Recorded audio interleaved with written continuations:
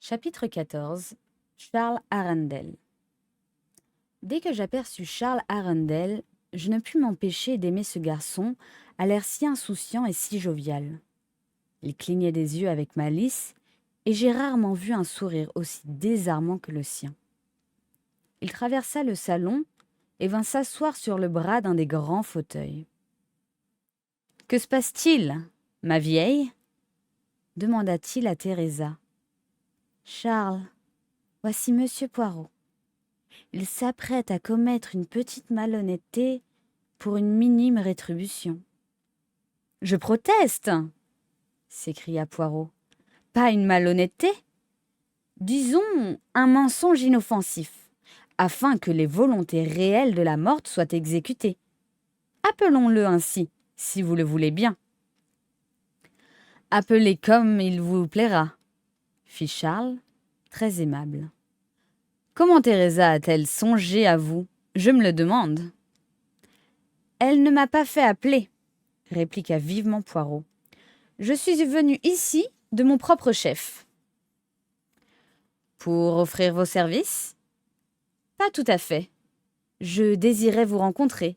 Votre sœur m'a dit que vous voyagiez à l'étranger ? » ?»« Teresa est une sœur très prudente, » dit Charles.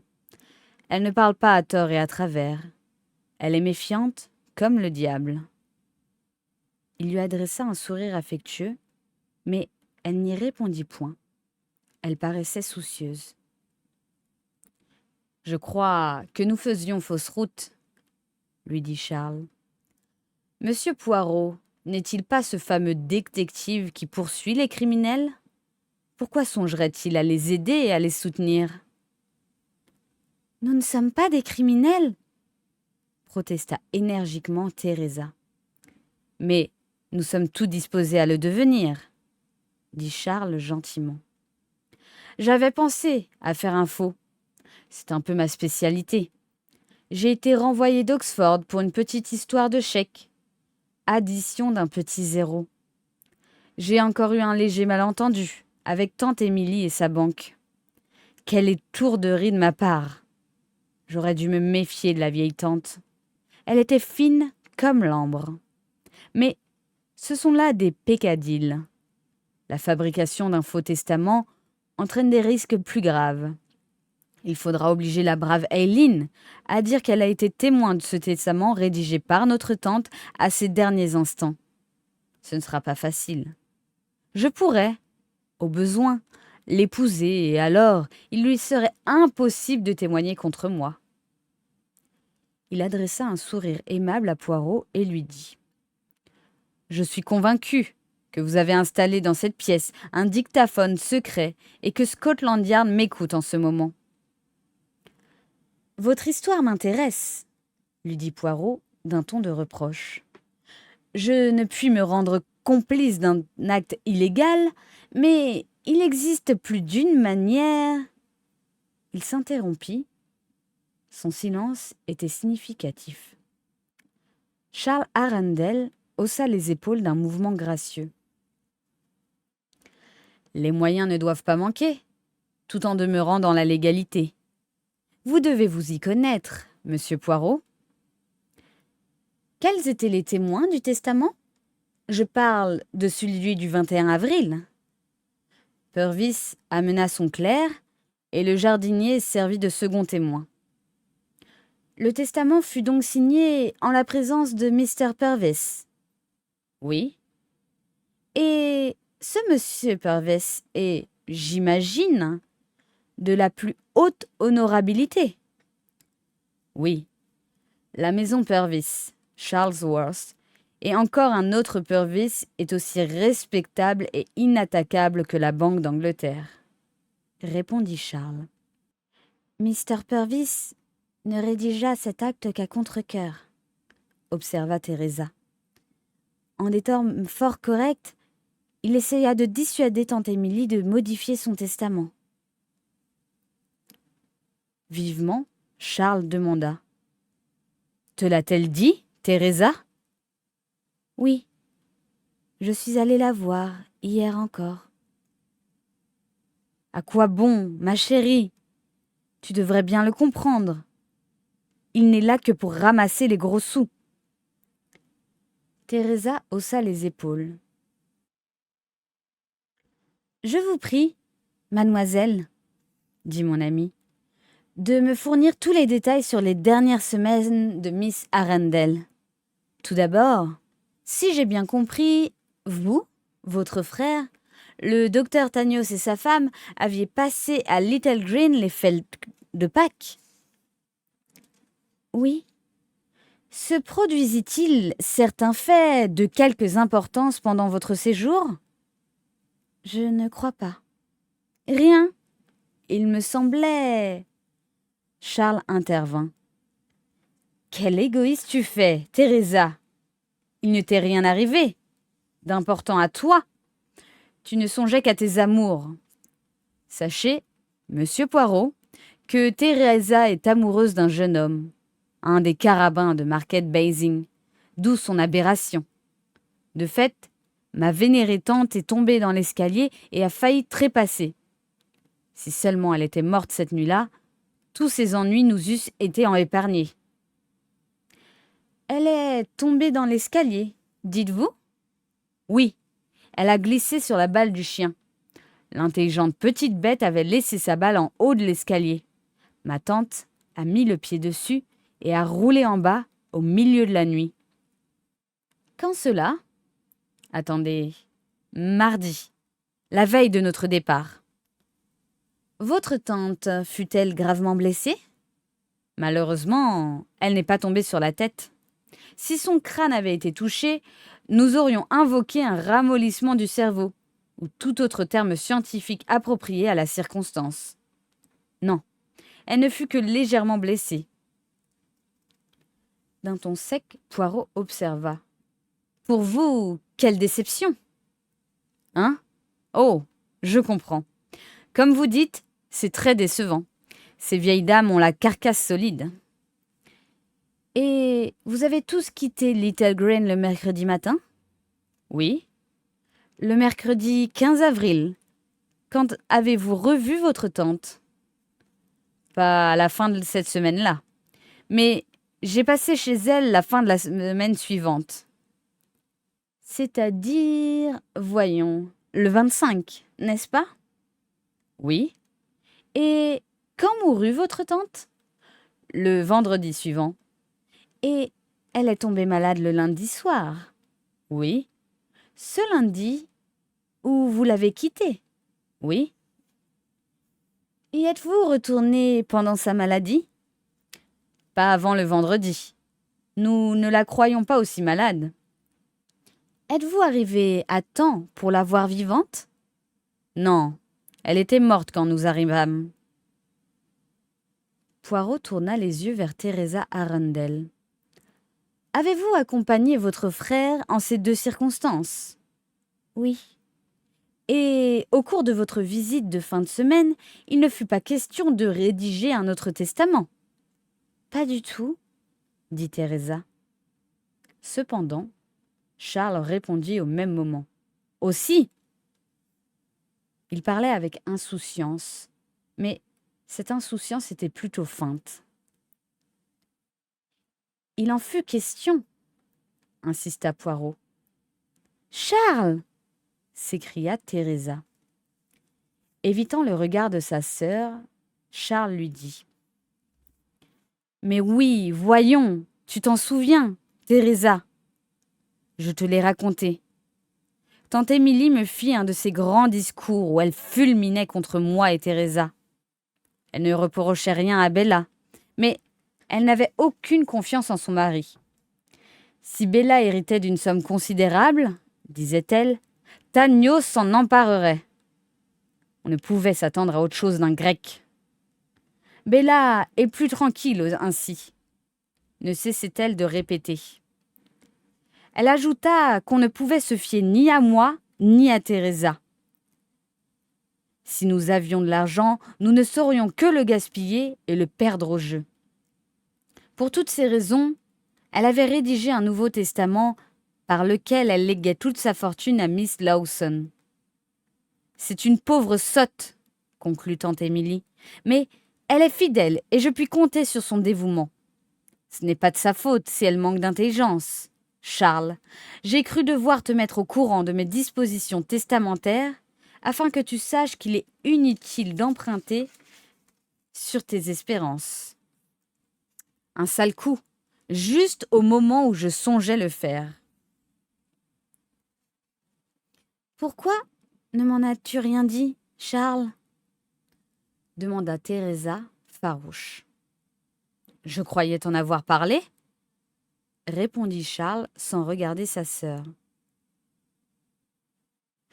Alors, qu'avez-vous répliqué, monsieur Arundel? Moi? Fit Charles d'un ton léger. J'ai ri, tout simplement. Pourquoi se fâcher? Comme il vous plaira, tante Émilie, lui ai-je dit.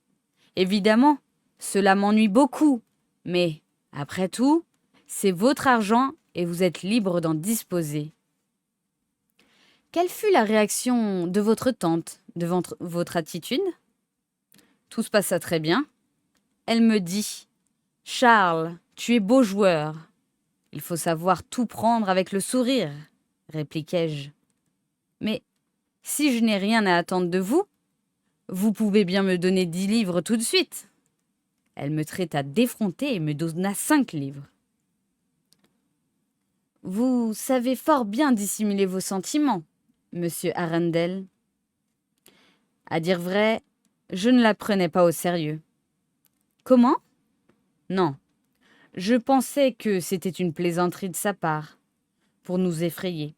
J'espérais que, dans quelques semaines, disons quelques mois, elle déchirerait ce testament. Tante Émilie aimait beaucoup sa famille et, réellement, je crois qu'elle aurait agi ainsi, si la mort ne l'avait surprise aussi brusquement. Ah, fit Poirot, voilà une idée intéressante. Il garda un instant le silence, puis reprit. Quelqu'un a-t-il pu entendre votre conversation? Miss Lawson, par exemple? Peut-être.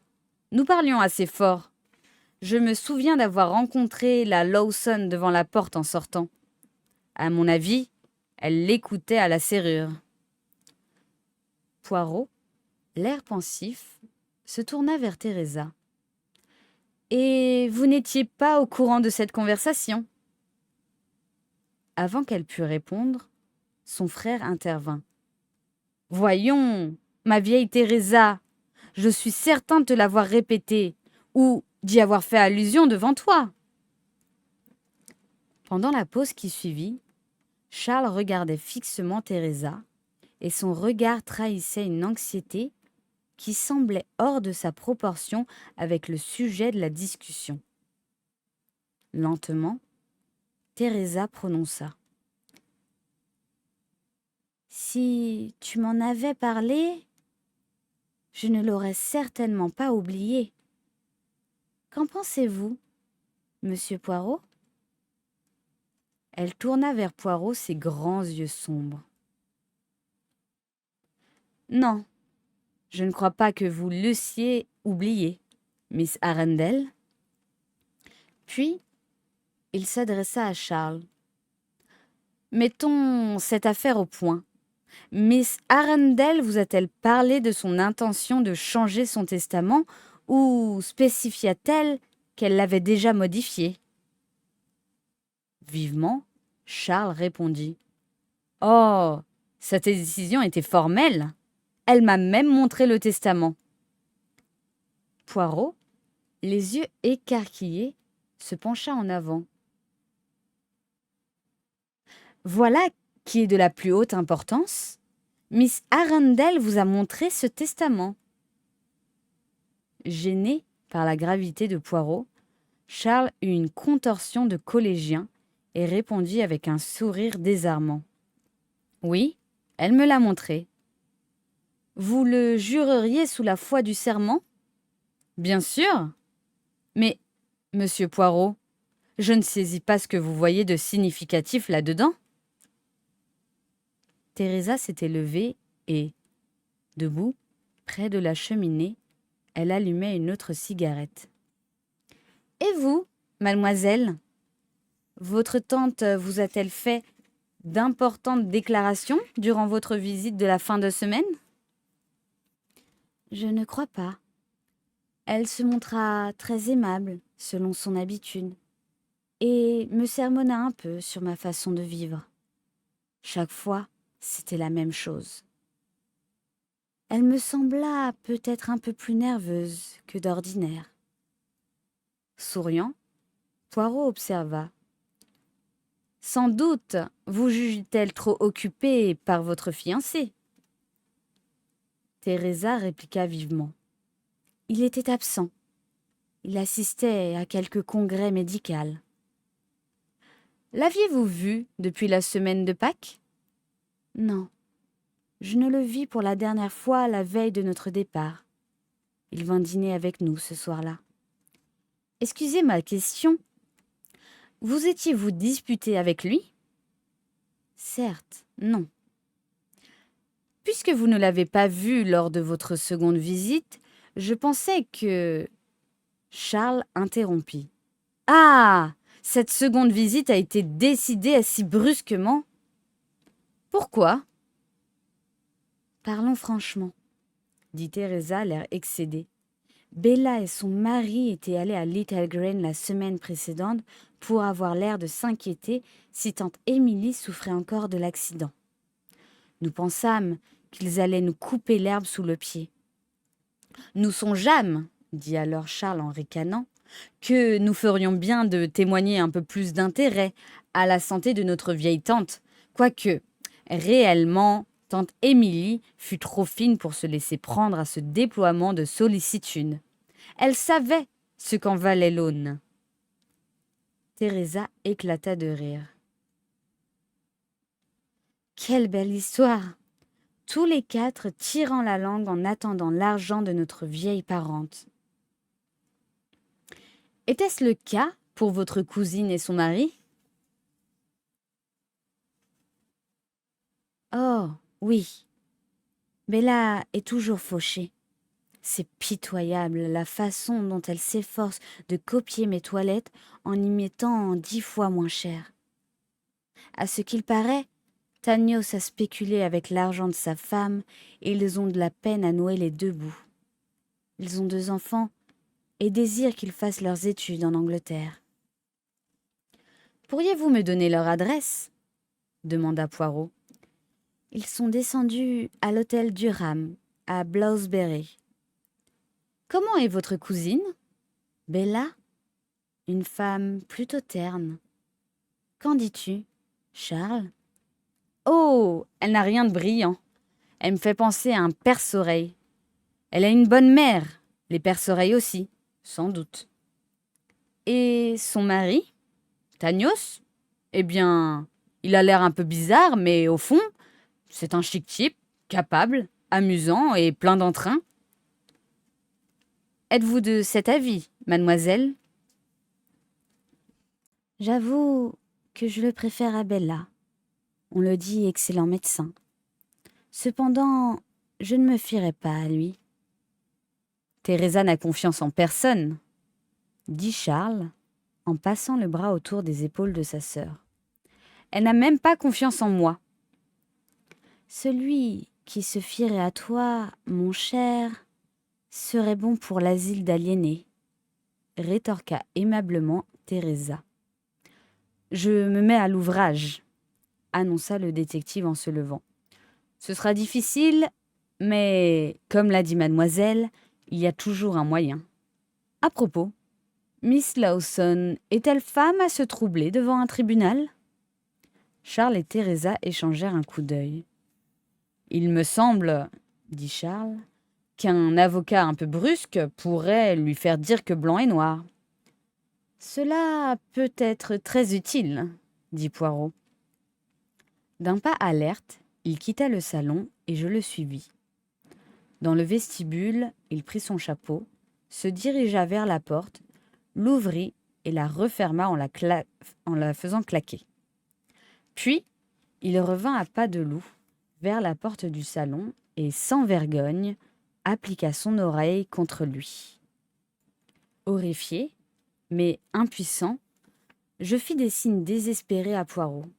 La voix vibrante de Teresa Arundel proféra ces 3 mots. « Tu es fou !» Percevant un bruit dans le couloir, Poirot me saisit par le bras, ouvrit la porte d'entrée et la referma tout doucement derrière nous. Chapitre 15. Miss Lawson. « Poirot, lui dis-je, faut-il à présent que nous écoutions aux portes ? » « Calmez-vous, mon ami. C'est seulement moi qui ai mis mon oreille contre la serrure pour écouter. Vous allez me dire que ce n'est pas jouer franc jeu, et je vous répondrai que le meurtre n'est pas un jeu. Il ne s'agit pas d'un meurtre. N'en soyez pas trop sûr, Hastings. En attention, oui, peut-être, mais il y a une différence entre un meurtre et une tentative de meurtre. Du point de vue moral, c'est exactement la même chose. Et voici comment je poserai la question. Êtes-vous sûr qu'il ne s'agit là que d'une tentative de meurtre ? Je le regardai dans les yeux. Voyons, la vieille Miss Arundel a succombé à une mort naturelle. Je vous le répète, en êtes-vous bien certain ? Tout le monde le dit. Tout le monde ? Oh là, oh là ! C'est l'avis du médecin. Le docteur Granger devrait savoir à quoi s'en tenir, observai-je. Certes, il devrait le savoir, dit Poirot, l'air peu satisfait. Souvenez-vous, Hastings, que de temps à autre, on exhume un cadavre, et à chaque fois, un certificat était signé de bonne foi par le médecin qui avait soigné le défunt. Oui, mais nous savons que Miss Arundel est morte d'un mal qui la minait depuis longtemps. C'est possible. Poirot semblait mécontent. Je lui dis alors. Poirot, à mon tour de vous poser une question qui commence par « Êtes-vous sûr de ne pas vous laisser entraîner par votre zèle professionnel ? Vous voulez que ce soit un meurtre, et pour vous, c'est un meurtre. » Vraiment, Hastings, vous venez de mettre le doigt sur une de mes faiblesses. Le crime est mon occupation quotidienne. Je suis comme un grand chirurgien spécialisé dans l'appendicite ou quelques autres genres d'opérations. Un malade vient le trouver et il ne l'observe que du point de vue de sa spécialité. Pour quelle raison ce malade ne souffrirait-il pas de tel ou tel organe ? Moi, je suis comme ce chirurgien. Je me dis toujours, est-il possible que ce soit un meurtre ? Et, voyez-vous, mon ami, il y a presque toujours une possibilité. Je n'en vois guère ici, répliquai-je. Mais la vieille demoiselle est morte, Hastings. Ne perdons pas de vue ce fait. Elle est morte. Sa santé était mauvaise. Elle avait plus de 70 ans. Tout cela me paraît naturel. Trouvez-vous naturel que Teresa Arundel traite son frère de fou avec une telle énergie ? Qu'est-ce que cela vient faire ici ? Tout ? Dites-moi, que pensez-vous de la déclaration de Charles Arundel ? Il dit que sa tante lui a montré le Nouveau Testament. Embarrassé, je regardai Poirot et lui demandai. Qu'en déduisez-vous ? Moi ? Je trouve cela très intéressant, de même que la réaction de Miss Teresa Arundel devant l'affirmation de son frère. Leur passe d'armes fut très suggestive. Fis-je d'un air sibyllin. Leur discussion ouvre 2 voies bien distinctes à nos recherches, Hastings. Le frère et la sœur forment une belle paire d'escrocs, remarquai-je. Rien ne les arrêterait. Teresa est réellement belle. Quant au jeune Charles, c'est un voyou sympathique. Poirot héla un taxi qui vint se ranger au bord du trottoir. Poirot donna une adresse au chauffeur. 17 Clairvoyden Mansions, Bayswater. D'abord chez Lawson, fis-je, et ensuite chez Tanios. Parfaitement, Hastings. Quel rôle adoptez-vous? Demandai-je à Poirot lorsque le taxi s'arrêta devant Clayreuiden Mansions. Celui de bibliographe du général Arundel, de locataire éventuel de Little Green, ou quelque chose de plus subtil? Je me présenterai simplement comme Hercule Poirot. C'est décevant, fis-je d'un ton moqueur. Poirot me lança un coup d'œil et régla le chauffeur. Le numéro 17 se trouvait au second étage. Un jeune homme, une jeune bonne, à l'air effronté, vint nous ouvrir et nous fit entrer dans une pièce qui nous parut ridicule après celle que nous venions de quitter. L'appartement de Teresa Arundel nous avait paru presque vide. Celui de Miss Lawson, au contraire, était si encombré de meubles et de bibelots qu'on ne pouvait s'y retourner sans crainte de renverser quelque chose. La porte s'ouvrit et une personne d'âge mûr, plutôt forte, entra. Miss Lawson était bien telle que je me la représentais. L'air stupide, les cheveux gris en désordre et un binocle perché de travers sur son nez. Sa conversation consistait en soupirs et en monosyllabes. « Bonjour, je pense. »«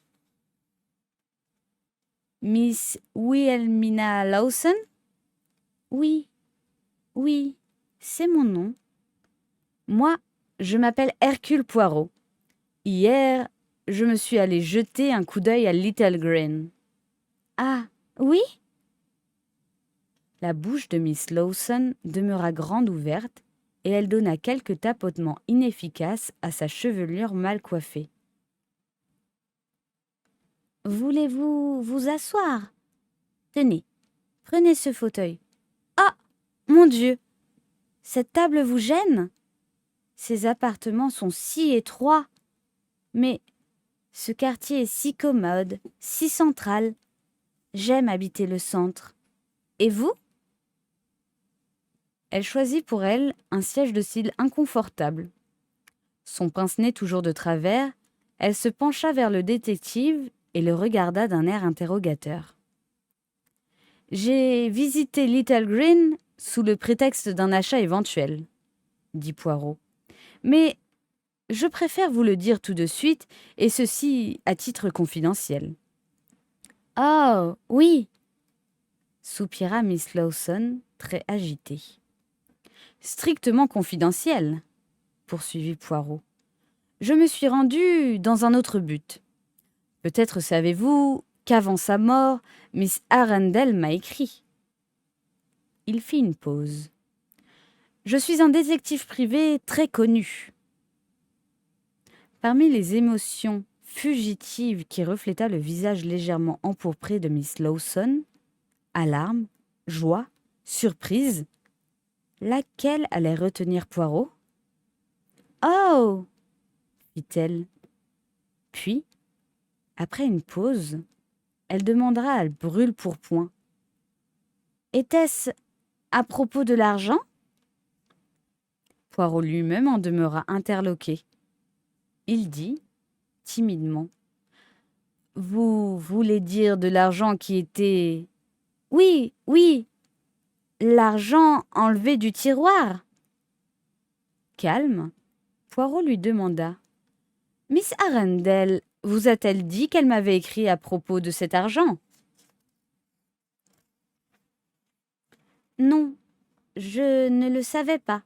Ma foi, vraiment, je suis étonnée. »« Vous pensiez qu'elle n'en aurait parlé à personne? » ?»« Certes, je ne pensais pas. Vous comprenez, elle savait très bien. » Elle s'arrêta au milieu de ses phrases. Vivement, Poirot conclut. « Elle savait fort bien qui avait volé cet argent. Voilà ce que vous voulez dire, n'est-ce pas? » Miss Lawson acquiesça de la tête et reprit. Je ne pensais pas qu'elle aurait voulu. Elle disait, ou plutôt, elle ne semblait pas vouloir. De nouveau, Poirot interrompit ses propos incohérents. Il s'agissait d'une affaire de famille. Précisément. Mais moi, je suis spécialisée dans ces histoires de famille. Je suis, comprenez-vous, la discrétion en personne. Miss Lawson hocha vigoureusement la tête. Oh, naturellement. Cela fait une différence. Ce n'est pas comme la police. Non, non, je n'ai rien de commun avec la police. Miss Arundel n'aurait pas voulu que la police s'en mêlât. Ah, non. La chère Miss Arundel était si fière. Plusieurs fois, Charles lui a causé des ennuis, mais on a toujours étouffé le scandale. Une fois, il paraît qu'on a dû l'éloigner et l'envoyer en Australie. Précisément. Voici, n'est-ce pas, comment cela s'est passé. Miss Arundel avait une somme d'argent dans son tiroir. Il s'arrêta et Miss Lawson s'empressa de confirmer ses dires. Oui, l'argent de la banque, pour les salaires et les livres de compte. Et combien manquait-il exactement? 4 billets d'1 livre. Non, non, je me trompe. 3 livres et 2 billets de 10 shillings. Faut être exact dans ces choses-là. Miss Arundel soupçonnait sans doute, avec raison, son neveu Charles d'avoir commis ce vol. Oui. Elle n'en avait pourtant aucune preuve. Ah, mais c'était sûrement Charles. Madame Tanios n'y aurait jamais songé et son mari, étranger dans la maison, n'aurait su où se trouvait l'argent. Aucun des deux ne le savait. Et il ne serait pas venu à l'idée de Teresa Arundel de voler. Elle est très riche et si bien habillée. Cela aurait pu être une des servantes. Ah non, s'écria Miss Lawson. Eileen, pas plus qu'Annie, n'est capable d'une telle action. Toutes deux sont des femmes très honnêtes. Au bout d'une minute, Poirot dit à Miss Lawson. Je me demande si vous pouvez me donner une idée. Je suis certain que oui. Car si quelqu'un possédait la confiance de Miss Arundel, c'était bien vous. Confuse, Miss Lawson murmura. Ah, je n'en sais trop rien, je vous assure. Mais elle était visiblement flattée. Je pense que vous pouvez m'aider. Si je puis, je ferai mon possible. Ce que je vais vous apprendre est confidentiel. Une sorte d'effarement se peignit sur les traits de Miss Lawson. Le mot magique confidentiel produisit l'effet du sésame ouvre-toi. Connaissez-vous la raison qui poussa Miss Arundel à modifier son testament? Son testament? Oh, son testament! Miss Lawson parut légèrement troublée. Poirot, l'observant de près, lui demanda. Est-il vrai que, peu avant sa mort, elle avait fait un nouveau testament, vous léguant toute sa fortune? Oui, mais je n'en savais rien, absolument rien, protesta vivement Miss Lawson. Ce fut pour moi une surprise magnifique.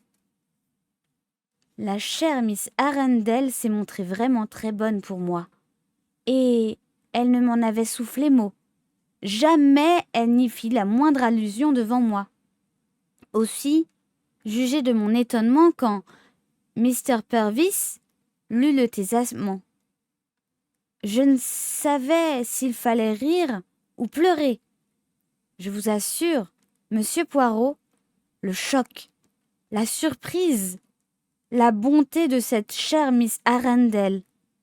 Naturellement, je m'attendais à recevoir quelque chose, un tout petit legs, bien que, évidemment, il n'y avait aucune raison. J'étais avec elle depuis si peu de temps. Ce fut comme un conte de fées. Maintenant, je ne peux encore y croire. Et parfois, je me sens gênée à cette pensée. Je veux dire... Son lorgnon tomba. Elle le ramassa, joyeusement avec l'objet, et reprit son discours incohérent. Parfois, j'ai l'impression que, ma foi, les liens du sang sont des liens du sang, et je ne suis pas tranquille à la pensée que Miss Arundel m'a légué toute sa fortune en déshéritant sa famille. Je veux dire que cela ne me paraît pas juste, n'est-ce pas? Elle m'a tout laissé, une fortune immense. On n'en a pas idée. Eh bien, croyez-moi, je ne me sens pas à l'aise. Les gens en parlent. Et je vous assure pourtant que je ne suis pas une mauvaise femme. Jamais je n'ai songé à influencer Miss Arundel de quelque façon. D'autant plus que la chose n'eût pas été possible. À vous dire vrai, elle me faisait toujours un peu peur. Elle était si sévère, toujours prête à vous sauter dessus, et parfois brusque. « Ne faites pas la folle !» me lançait-elle. Vraiment, cela me blessait. On a ses sentiments, n'est-ce pas? Découvrir après cela qu'elle m'aimait bien, ce fut pour moi une réelle surprise. Seulement, comme je vous l'ai dit, je sens que... Je veux dire que cela me paraît un peu dur pour les autres, n'est-ce pas? Songeriez-vous à renoncer à cette fortune? Lui demanda Poirot. L'espace d'un instant, l'expression des yeux bleus pâles de Miss Lawson se transforma et je crus avoir devant moi une femme fine et intelligente au lieu d'une aimable sotte. Elle expliqua avec un petit ricanement. Il convient de considérer l'autre côté de la question, car il y a toujours le pour et le contre. Si je réfléchis, je me dis que Miss Arundel voulait que cet argent me revînt. En le refusant, je vais contre son désir, ce qui, avouez-le, serait injuste de ma part. Le problème est bien compliqué, fit Poirot en hochant la tête. En effet, il m'a déjà donné beaucoup de soucis. Madame Tanios, Bella, est si gentille et ses enfants sont charmants. J'ai le sentiment que Miss Arundel n'aurait pas voulu la voir. Je crois que Miss Arundel désirait que j'eusse de ma discrétion. Elle ne voulait point donner tout cet argent à Bella, de crainte que cet homme ne s'en empare. Quel homme? Le mari de Bella. Vous savez, Monsieur Poirot, la pauvre fille est entièrement sous sa coupe et lui obéit comme un chien. Je la crois capable de tuer quelqu'un s'il lui demandait. Elle a peur de lui. Une ou deux fois, j'ai surpris la frayeur dans son regard en présence de son mari. Croyez-moi, Monsieur Poirot, je n'invente rien. Quel genre d'individu est donc ce docteur Tanios? S'enquit Poirot. Ma foi, c'est un homme plutôt aimable. Elle s'interrompit, hésitante. Mais il ne vous inspire pas confiance? Eh bien, non. Je ne sais pas si on peut avoir beaucoup de confiance en aucun homme. On entend des choses si horribles sur leur compte, ce que leurs pauvres épouses doivent supporter. Bien sûr, le docteur Tanios semble adorer sa femme et se montre charmant pour elle. Il a des manières vraiment séduisantes. Mais je me défie des étrangers. Ils sont si rusés. Et je suis sûre que la chère Miss Arundel ne voulait pas que son argent tombât entre les mains du docteur Tanios. Miss Teresa Arundel et son frère Charles doivent également souffrir de se voir privés de la fortune de leur tante, murmura Poirot. Les joues de Miss Lawson s'empourprèrent légèrement. Teresa possède plus d'argent qu'il ne lui en faut, répliqua-t-elle d'un ton sec. Elle dépense des centaines de livres rien que pour ses toilettes et ses dessous. C'est honteux. Quand je pense à tant de jeunes filles bien élevées obligées de gagner leur vie... Poirot acheva la phrase. Vous dites qu'il ne serait pas mauvais qu'elle ait aussi à gagner la sienne. Cela lui ferait du bien, déclara Miss Lawson d'un ton solennel. Cela lui mettrait un peu de plomb dans la tête. L'adversité est un bon maître. Et Charles? Charles ne mérite pas un sou, trancha la vieille fille. Si Miss Arundel l'a déshérité, ce n'est pas sans raison. Après les menaces qu'il a proférées contre elle... Des menaces? Fit Poirot, le sourcil levé. Parfaitement, des menaces. Lesquelles? Quand l'a-t-il menacée? Voyons, c'était... Eh oui, c'était à Pâques. Exactement, le dimanche de Pâques. Ce qui est encore plus vilain de sa part. Que lui a-t-il dit? Il lui a demandé de l'argent. Comme elle refusait de lui en donner, il lui a dit que ce n'était pas prudent de sa part, que si elle ne changeait pas, il lui ferait son affaire. Je ne me souviens pas au juste de l'expression qu'il a employée, mais c'était quelque chose dans ce goût. Il l'a menacée de lui faire son affaire? Oui. Qu'a dit alors Miss Arundel? Elle a répliqué « Tu sauras que je suis assez capable de me garder moi-même. » Vous trouviez-vous dans la même pièce que Miss Arundel et son neveu pendant leur discussion? Pas précisément, dit Miss Lawson après une légère pause.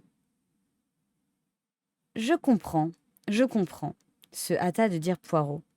Et alors, qu'a répliqué Charles? Il a dit à sa tante « Ne vous y fiez pas ». Miss Arundel a pris sa menace au sérieux? Je ne le sais pas. Elle ne m'en a point parlé. Évidemment, elle n'y attacha aucune importance.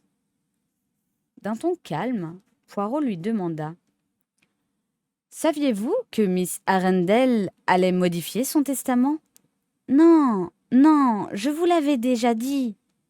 Ce fut pour moi une vraie surprise. Jamais je n'aurais rêvé... Poirot l'interrompit. Vous ignoriez le contenu du testament. Mais étiez-vous au courant du fait que Miss Arundel voulait refaire son testament? Eh bien, je pensais que du moment qu'elle appelait le notaire pendant sa maladie... Parfaitement. C'était après sa chute, n'est-ce pas? Oui, Bob, le chien de Miss Arundel, avait laissé sa balle en haut de l'escalier. Elle a mis le pied dessus et elle est tombée. Un fâcheux accident. Certes, elle aurait pu se casser un bras ou une jambe. Le médecin l'a affirmé. Et même pu se tuer, n'est-ce pas?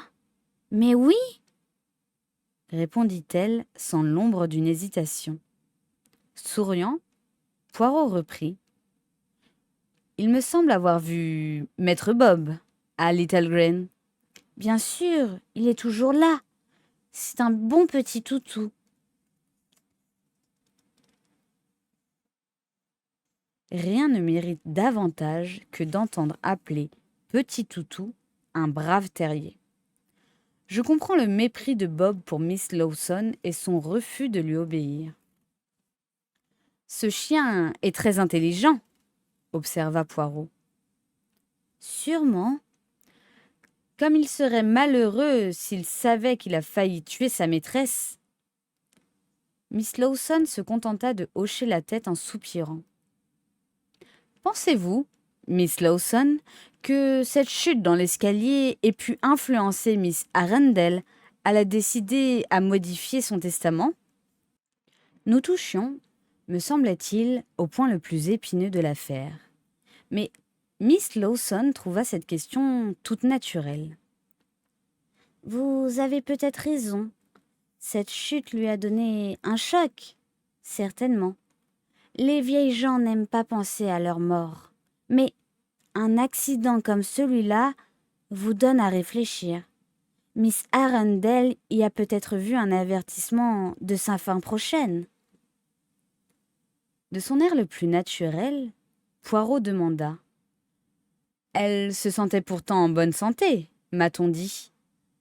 Oh, oui, elle se portait bien. Est-elle tombée malade brusquement? Oui, tout d'un coup. Nous avions des amis ce soir-là. Miss Lawson fit une pause. Vos amies, les demoiselles Tripp, je leur ai rendu visite. Elles sont délicieuses. Miss Lawson rougit de plaisir. N'est-ce pas? Des femmes cultivées, aux vues larges et des ferventes du spiritisme. Sans doute, vous ont-elles parlé de nos séances? Vous devez être sceptique, monsieur Poirot? Peu, dit le détective sans se compromettre. Miss Arundel était-elle aussi une convaincue? Le visage de Miss Lawson s'assombrit. Elle désirait être convaincue, mais elle assistait aux séances dans un mauvais état d'esprit. Elle demeurait sceptique et incrédule. Une ou deux fois, son attitude nous valut la manifestation d'un esprit indésirable et nous reçûmes des menaces vulgaires. Bien sûr, la présence de Miss Arundel suffisait à tout déranger, acquiesça Poirot. Mais le dernier soir, Isabelle et Julia vous en ont sans doute parlé. Il se produisit un phénomène particulier, le début d'une matérialisation, l'ectoplasme. Vous savez peut-être de quoi il s'agit? Oui, je suis au courant de ces choses. Cela sort de la bouche du médium sous la forme d'un ruban et on voit se dessiner une forme. À présent, je suis certaine que Miss Arundel était un médium. Ce soir-là, je vis distinctement un ruban lumineux sortir de la bouche de la chère Miss Arundel. Puis, sa tête s'enveloppa d'un brouillard lumineux. Très intéressant. Malheureusement, la pauvre se sentit soudain malade et nous dûmes interrompre la séance. Quand avez-vous fait venir le médecin? À la première heure, le lendemain matin. Le médecin jugea-t-il le mal sérieux? Ma foi, il fit venir une infirmière de l'hôpital le jour suivant et je crois qu'il espérait la sauver. Excusez-moi, puis-on appeler les parents? Miss Lawson rougit. On les avertit aussitôt que possible, c'est-à-dire quand le docteur Granger a vu qu'elle était en danger. D'où provenait cette maladie? De la nourriture? Non, elle n'avait rien mangé de particulier ce soir-là. Le docteur Granger disait qu'elle ne surveillait pas assez son régime. Selon lui, l'accès de bile aurait été provoqué par un refroidissement. Le temps avait été traître. Teresa et Charles Arundel venaient de passer la fin de semaine à Little Green, n'est-ce pas? Miss Lawson se pinça les lèvres avant de répondre. Oui. Leur visite n'eut pas beaucoup de succès, remarqua Poirot en regardant Miss Lawson. Non, Miss Arundel savait trop pourquoi ils venaient la voir, mais ils n'ont rien obtenu. Je crois que la visite du docteur Tanios était également intéressée. Le docteur Tanios ne vint pas cette même fin de semaine, il me semble. Si, il vint le dimanche, mais il ne resta qu'une heure. Tout le monde en voulait à la fortune de la pauvre demoiselle, hasarda Poirot. Miss Lawson regarda fixement Poirot. « Dites-moi, Miss Lawson, reprit Poirot, Miss Arundel les a bien prévenus de sa décision ? » « Je ne saurais vous le dire. Je n'ai rien entendu. Il n'y a eu ni discussion, ni rien de semblable. Charles et sa sœur sont partis l'air content. Sans doute m'a-t-on mal renseigné. Miss Arundel conservait-elle son testament dans la maison ? Miss Lawson laissa tomber son lorgnon et se baissa pour le ramasser. Je ne saurais vous renseigner là-dessus. Je crois plutôt que l'acte se trouvait chez Mr. Purvis. Qui était l'exécuteur testamentaire ? Mr. Purvis. Après la mort de Miss Arundel, vint-il fouiller dans ses papiers ? Oui. Poirot regarda Miss Lawson en face et lui posa une question inattendue. Aimez-vous Mr. Purvis ? Miss Lawson se troubla. Si j'aime Mr. Purvis, il m'est difficile de vous répondre. C'est certainement un homme habile, je veux dire un notaire très capable, mais il a des manières brusques. Il n'est pas toujours très agréable d'avoir affaire à un homme qui, tout en demeurant correct, vous parle d'un ton presque cavalier. Je ne sais si vous ne me comprenez. Fort bien. C'est pour vous une pénible situation, lui dit Poirot avec sympathie. Ah oui, soupira Miss Lawson en hochant la tête. Poirot se leva. Mademoiselle, je vous remercie infiniment de votre amabilité et des renseignements que vous m'avez donnés. Miss Lawson se leva, l'air un peu agité. Poirot alla vers la porte. Soudain, il se retourna et se rapprocha de Miss Lawson pour lui dire à voix basse. « Je crois devoir vous avertir que Charles et Teresa Arundel espèrent faire annuler le testament. » Aussitôt, le rouge monta aux joues de Miss Lawson. « Ils ne réussiront pas !» s'écria-t-elle. « Mon homme de loi me l'a certifié. »« Ah !» fit Poirot.